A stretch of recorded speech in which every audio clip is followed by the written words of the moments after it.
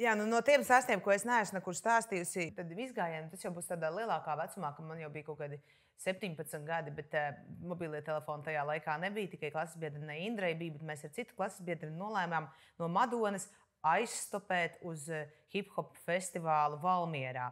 Savai mammai pasakot, ka es būšu pirtī Vestienā. Un mēs nevarējām atstopēt laikā mājās, jo mums beidzās nauda un mums bija jāstopē, bet tas bija nereāli faktiski.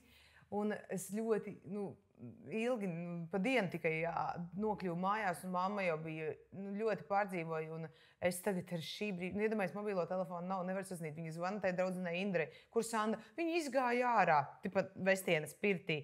Viņa izgāja ārā, viņa tūlīt nāks. Un viņa, saprot, ir izmisumā mamma. Un tad viņa teica, kāpēc tu man nepateici? Es teicu, tāpēc, ka es baidījos, ka es netikšu uz to festivālu. Viņa teica, es tevi aizvedusi būtu. Un es sāku, nē.